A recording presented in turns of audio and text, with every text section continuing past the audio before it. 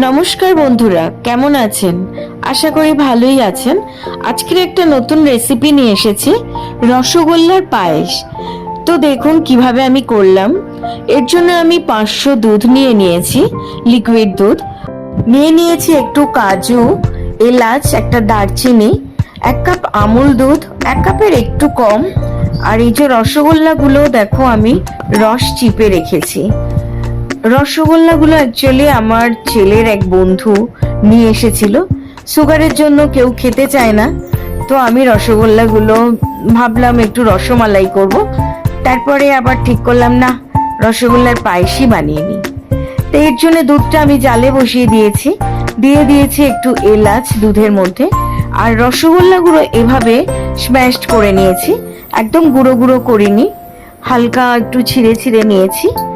আর আমুল দুধটা আমি লিকুইড দুধ দিয়ে আমি গুলে নিয়ে দেখো ওই দুধটা ফুটে উঠলে ওর মধ্যে দিয়েছি, দিয়ে একটু ফুটিয়ে নিচ্ছি আমি। এবারে আমি যে রসগোল্লাটা আমি স্ম্যাশড করে রেখেছি তার মধ্যে আমি 1 চামচ কর্নফ্লাওয়ার দিয়ে দিলাম, দিয়ে ভালো করে মাখিয়ে নিচ্ছি প্রত্যেকটা রসগোল্লার যে ছিঁড়ে নিয়েছি আর কি তার গায়ে। এটা দিলে কি হবে, একটা ক্রিমি টেক্সচার আসবে।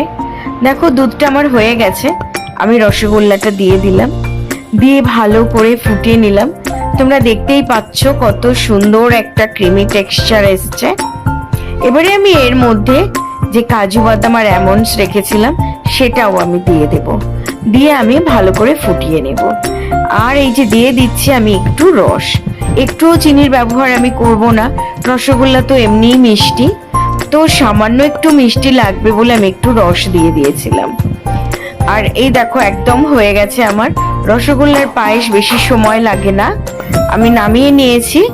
এর মধ্যে এবারে দিয়ে দিচ্ছি ওপর থেকে আমি আমন্ড কুচি আর একটু পামকিন সিডস, এটা জাস্ট ফর গার্নিশিং।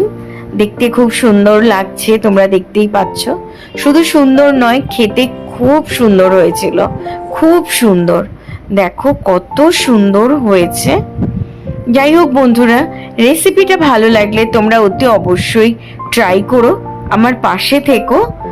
আর ভালো লাগলে লাইক, শেয়ার, কমেন্ট, সাবস্ক্রাইব করো। আর পরের রেসিপির জন্য অপেক্ষা করো, কেমন? Thank you.